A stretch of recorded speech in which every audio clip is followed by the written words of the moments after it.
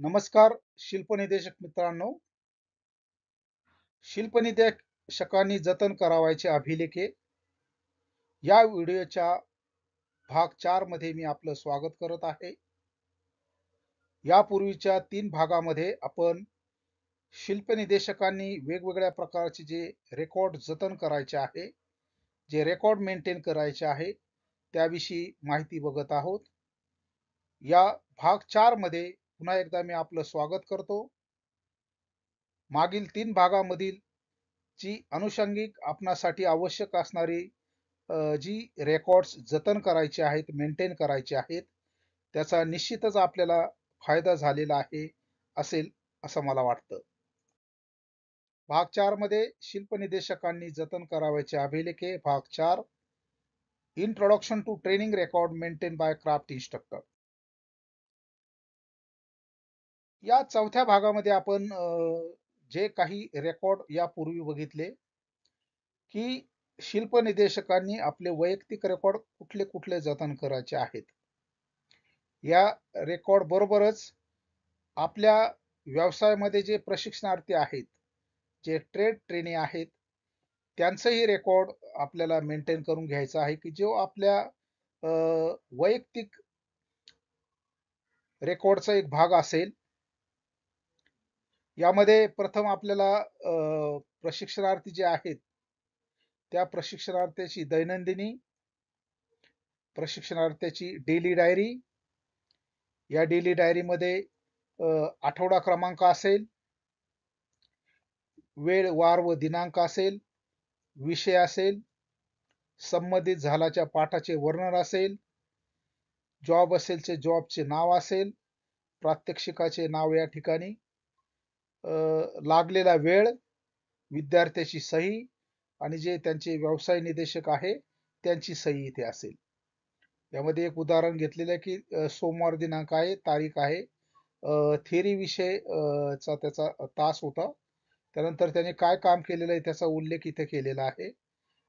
प्रात्यक्षिकाचं वर्णन आहे, त्याचा जो कालावधी इथं त्याने लिहिलेला आहे. तसं या ठिकाणी एम्प्लॉयबिलिटी स्किलचा उल्लेख आहे, थिअरीचा उल्लेख आहे, थिअरीचा उल्लेख आहे, नंतर वर्कशॉप कॅल्क्युलेशन या विषयाचा त्याने इथं उल्लेख केलेला आहे. म्हणजे प्रशिक्षणार्थ्याच्या डेली डायरीमध्ये त्याचं वैयक्तिक रेकॉर्ड हे त्या प्रशिक्षणार्थ्याने मेंटेन केलं पाहिजे. गटनिदेशकाची स्वाक्षरी असेल, काही इन्स्पेक्शन मेंटेनन्स झालेलं असेल तर त्या मेंटेनन्स यंत्राचं नाव या ठिकाणी त्यांनी मेन्शन करायचं. तर या पद्धतीने प्रशिक्षणार्थ्याने आपली जी डेली डायरी आहे, दैनंदिनी ही मेंटेन केली पाहिजे. नंतरचं रेकॉर्ड आहे बघा जॉब शीट. प्रॅक्टिकल बुक किंवा ड्राफ्टिंग बुक आपण त्याला असं म्हणू. एक नमुना मी या ठिकाणी दिलेला आहे. सगळीकडे सर्रास वापरला जाणारे जे जॉब शीटचा नमुना आहे तो या ठिकाणी दिलेला आहे. हे कव्हर पेज आहे. या जॉब शीटमध्ये आपले जे प्रात्यक्षिक आहे, प्रात्यक्षिकाचं नाव आहे, प्रात्यक्षिकामध्ये असणाऱ्या ज्या बेसिक सेफ्टी सायन्स आहेत त्याचं हे प्रॅक्टिकल आहे. त्या प्रॅक्टिकलमध्ये त्याने त्याच्याविषयी सविस्तर जो थेरॉटिकल पार्ट आहे या ड्राफ्टिंग बुकमध्ये लिहिलेला आहे. जॉब शीट थोडक्यात या जॉब शीटमध्ये त्याने केलेल्या जॉबची आकृती असू शकते, त्याची प्रोसिजर असू शकते, कुठल्या कुठल्या प्रकारचे टूल्स आणि इक्विपमेंट या जॉब शीटमध्ये त्याच्या जॉब ड्रॉइंगवर असू शकतात, त्याचं जॉबचं ड्रॉइंग असू शकतं. हे एक रेकॉर्ड आपल्या व्यवसाय प्रशिक्षणार्थीने जतन करणं गरजेचं आहे. पुढील रेकॉर्ड आहे बघा सैद्धांतिक वही, थिअरी बुक.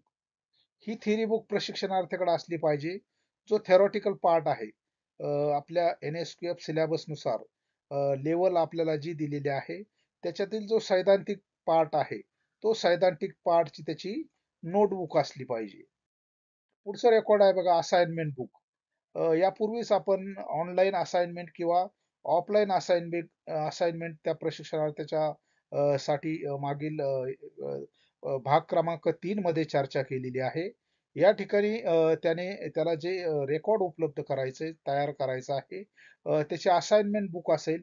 या ठिकाणी ऑफलाईन ज्या वेगवेगळ्या प्रकारच्या टेस्ट घेतलेल्या आहे या ठिकाणी OMR पद्धतीने त्याच्या ऑफलाईन टेस्ट घेतलेल्या आहे. तिथे त्याची क्वेश्चन पेपर आहे. या क्वेश्चन पेपरवर त्याची जी मार्किंग आहे, OMR शीटवर यांनी प्रश्नपत्रिकेची उत्तरं त्यांनी लिहिलेली आहेत. त्याच्यानुसार त्याचं इथं मार्किंग केलेलं आहे. त्याचं असेसमेंट केलेलं आहे. या पद्धतीने सुद्धा प्रशिक्षणार्थाचं ऑफलाईन आणि ऑनलाईन दोन्ही पद्धतीनं त्याचं आपल्याला असेसमेंट करता येतं. ही असाइनमेंट बुक प्रत्येक प्रशिक्षणार्थ्यांनी जतन केलेली पाहिजे. पुढचा रेकॉर्ड आहे बघा त्याचा लिव्ह रेकॉर्ड. बरेचसे जे प्रशिक्षणार्थी असतात त्यांना शासकीय नियमानुसार ट्रेनिंग मॅन्युअल नुसार काही रजा देय असतात. त्या रजेचं रेकॉर्ड आपल्याला मेंटेन करावं लागतं की जे रजेची त्याची नसती जी आहे लिव्ह रेकॉर्ड बुक हे त्याने त्याच्या जी पर्सनल फाईल आहे किंवा तुमच्या कडे त्याची शिल्पनिदेशकाकडे हे जतन केलेलं असतं की त्याची लिव्ह रेकॉर्ड यामध्ये किरकोळ रजा येतात, वैद्यकीय रजा येतात. या रजांची नोंद या ठिकाणी आपण घ्यायची आहे. त्यानंतर त्याने काही ऍक्टिव्हिटी केल्या असतील, तर या ऍक्टिव्हिटीची नोंद सर्टिफिकेट्स घेतलेले असतील, त्या सर्टिफिकेटची नोंद सुद्धा आपण त्याचे जे सर्टिफिकेट आहे, ते इथं जतन करून ठेवायचं आहे की त्याचा उपयोग त्याचं जे फॉर्मॅटिव्ह असेसमेंट आहे, त्या फॉर्मॅटिव्ह असेसमेंटमध्ये करता येईल. पुढे आहे बघा त्याची पर्सनल फाईल. त्याची जी वैयक्तिक नसती आहे, या वैयक्तिक नसतीमध्येच त्याने त्याचं ज्या वेगवेगळ्या ठिकाणी प्रवेशासाठी किंवा वेगवेगळ्या ठिकाणी जे सेमिनार्स असतील, काही तंत्रप्रदर्शन असतील, अशा ठिकाणी भेट दिल्यानंतर अनेक जे वेगवेगळ्या विषयाचे त्याला पॅम्पलेट मिळत असतील, काही माहिती पुस्तिका असतील, त्या त्याने याच्या वैयक्तिक नसतेमध्ये ठेवायच्यात. तसंच त्याचं लिव्ह रेकॉर्डही असू शकेल. त्याचं ज्या ऑफलाईन टेस्ट दिलेल्या आहेत, त्या टेस्टही असू शकेल. त्याचं रिपोर्ट बुकचं जी रिपोर्ट बुकमध्ये काही रिपोर्ट केलेला असेल त्याने, काही अर्ज केलेला असतील, ते अर्जही इथं या ठिकाणी त्याने जतन केलेले असतील. या प्रमाणे आपण जे प्रशिक्षणार्थ्याने आपल्या शिल्पनिदेशकांसाठी जे रेकॉर्ड जतन करायचं आहे, त्या रेकॉर्ड विषयी इथं माहिती बघितलेली आहे. अ, या व्हिडिओमध्येच आपणासाठी माहीत असणं गरजेचं आहे, की स्टोअरमध्ये वेगवेगळ्या प्रकारचे जे फॉर्मॅट्स असतात, जे वेगवेगळ्या प्रकारचे रजिस्टर्स असतात, त्या रजिस्टरला आपल्याला नोंदी कराव्या लागतात. काही वेगवेगळ्या प्रकारचे जे रजिस्टर्स आहेत, जे रजिस्टर्स आहेत, त्या रजिस्टरच्या ज्या फॉर्मॅट्स आहेत, त्याविषयी माहिती आपणाला या व्हिडिओच्या शेवटामध्ये आपणासाठी मी देत आहे. Hand tools and machinery furniture equipment in charge of the instructor. या ठिकाणी हे स्टोअरला आपल्याला नोंद असते. स्टोअर रजिस्टर आहे, की ज्या ठिकाणी जे इन्स्ट्रक्टर्स आहे एस-बी निकम यांना एक क्वांटिटी हे जे एस-बी लेझर जे प्रिंटर जे दिलेलं आहे, त्याची नोंद या ठिकाणी घेतलेली आहे आणि शिल्प निदेशकांना या ठिकाणी ते आपल्या ताब्यात मिळाल्याबाबतची तिथं स्वाक्षरी करायची असते. म्हणजेच हे मशिनरी अँड फर्निचर इक्विपमेंटचं जे रजिस्टर आहे, की जे भांडारामध्ये मेंटेन केलं जातं, त्याच्याविषयी माहिती असणं आपल्याला गरजेचं आहे. पुढचा फॉर्म आहे बघा स्क्रॅप रजिस्टर. आपणही शिल्पनिदेशकांनी हे मेंटेन करणं गरजेचं आहे किंवा भांडारात याची नोंद होत असते. आपल्याकडं अनेक प्रकारचे जे जॉब आपण तयार करतो, त्याच्यामधनं अनेक प्रकारचं स्क्रॅप निघत असतं, की जे आपण वेगवेगळ्या प्रकारचे फ्लॅट्स असतील, ट्रायंगल असतील, हे कटिंग करताना त्याचं बरचसं जे मटेरियल आहे, ते वाया जात असतं. हे वाया गेलेलं स्क्रॅप मटेरियल म्हणून आपल्याकडं त्याची नोंद ठेवायची असते आणि अधिकृतपणे आपल्याला असं जे स्क्रॅप मटेरियल आहे, हे भांडारामध्ये जमा करता येतं. इथं दिलेलं आहे डेट. आपण कुठल्या रिपोर्टनुसार आपण आपले जे रिपोर्ट आहे, त्या रिपोर्टनुसार जे आपल्या विभागामध्ये स्क्रॅप साहित्य साठलेलं आहे, त्याचं भांडारासाठी रिपोर्ट बुकद्वारे नोंद रिपोर्ट करायचा आहे. त्या रिपोर्टद्वारे भांडारामध्ये आणि आपणही आपल्याकडे जे स्क्रॅप आहे, ते स्क्रॅपची नोंद घ्यायची आहे. या ठिकाणी एक इन्स्ट्रक्टरचं नाव दिलेलं आहे, व्यवसाय दिलेला आहे. त्याने जे स्क्रॅप जे जमा केलेलं आहे, इथं 50 किलोग्रॅम त्याने जमा केलेला आहे. नंतर त्याने कॉपर जमा केलेला आहे 5 केजी. असं जे स्क्रॅपचं जे साहित्य आपल्यासाठी प्रात्यक्षिकासाठी लागणार जे रॉ मटेरियल आहे त्याची नोंद आपण या ठिकाणी घेऊन आपण जे मटेरियल आहे हे भांडारात जमा करायचं आहे. त्याची जी किंमत आहे इथं आधारभूत किंमत त्याची ठरवलेली आहे की ती जे स्क्रॅप आहे ते टेंडरिंगद्वारे विकलं गेलेलं आहे त्याची नोंद या ठिकाणी घेतलेली आहे. त्यानंतर आहे बघा गुड इनवर्ड रजिस्टर. हे भांडारात ठेवलं जातं. ज्या भांडारामध्ये वेगवेगळ्या प्रकारचं साहित्य येतं त्याची नोंद या गुड इनवर्ड रजिस्टरमध्ये घेतली जाते. त्याचं नमुना या पद्धतीचा आहे. त्याचं रिसिप्टचा दिनांक या ठिकाणी दिलेला आहे. नेम ऑफ द सप्लायर दिलेला आहे. कुठल्या पुरवठादाराकडून आपल्याला ते साहित्य प्राप्त झालेलं आहे. त्यानंतर या ठिकाणी खरेदीचे आदेश क्रमांक, पर्चेस ऑर्डर नंबर लिहिलेला आहे. त्यानंतर डेट ऑफ डिलिव्हरी चलन, कोणत्या चलनाद्वारे आपल्याकडे हे भांडारामध्ये हे साहित्य आलेलं आहे, आवक झालेलं आहे, नोट झालेलं आहे. नंतर त्याची बिल, नंतर त्याचं जे साहित्याचे जे वर्णन आहे ते वर्णन या ठिकाणी केलेलं आहे. नंतर त्याची नग दिलेले आहेत, त्याची किंमत दिलेली आहे आणि DSR वर किंवा कन्झ्युमेबल रजिस्टरवर त्याची कोणत्या पेज नंबरला त्याची नोंद घेतलेली आहे. इथं या ठिकाणी लिहिलेलं आहे. इथं स्टोअर किपरची सिग्नेचर असेल आणि जे प्रिन्सिपल किंवा व्हाईस प्रिन्सिपल यांची सिग्नेचर असेल. या पद्धतीने इथं काही नमुने मी दिलेले आहेत. तिथं A4 पेपर आहे. त्याचं नोंद कुठं घेतलेली आहे. हा कन्झ्युमेबल आयटम आहे. A4 पेपर म्हणजे गुण इडवड रजिस्टर जे आहे त्या रजिस्टरमध्ये भांडारामध्ये येणाऱ्या प्रत्येक साहित्याची नोंद ही घेतली जाते. पुढचं आहे बघा बिन कार्ड. साठवण नोंद ओळखपत्र. बिन कार्ड थोडक्यात एक कॅटलॉग आहे की जे साहित्य आपल्याकडे उपलब्ध आहे ते आपल्याला बिन कार्डमुळं शोधणं सोपं होतं.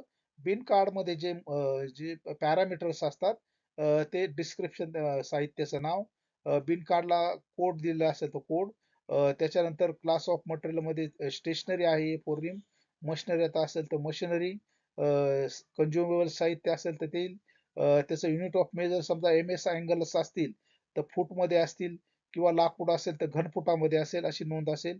बिन नंबर 1 जे साहित्य आपण घेतलेलं आहे आपल्या साहित्याच्या मांडणीप्रमाणे आपण याचे बिनला क्रमांक देऊ शकतो.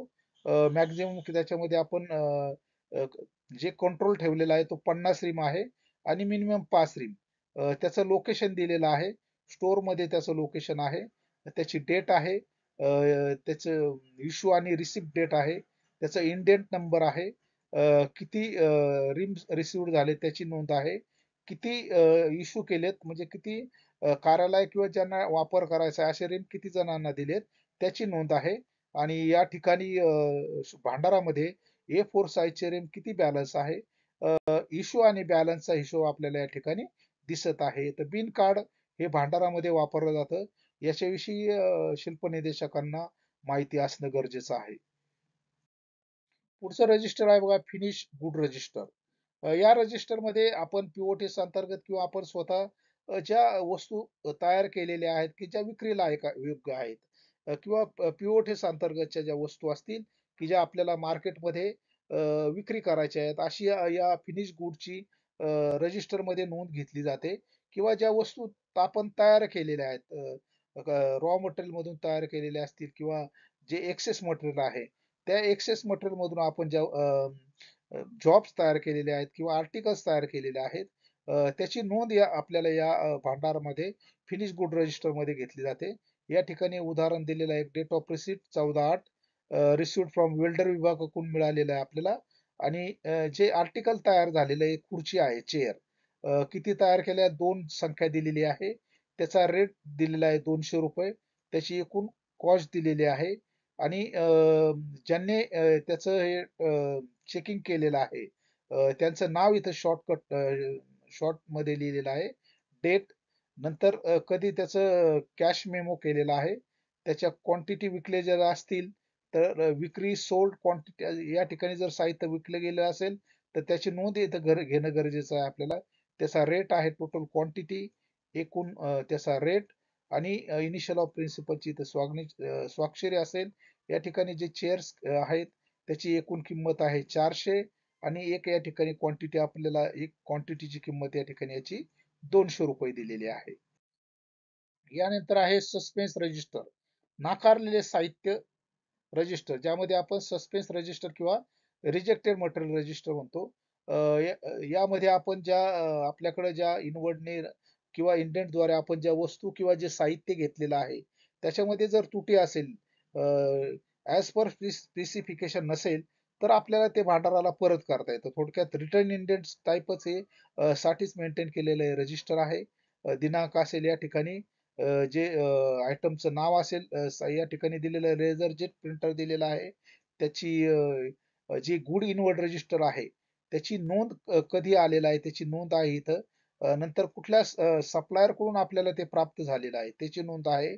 त्याचं चलन क्रमांक आहे.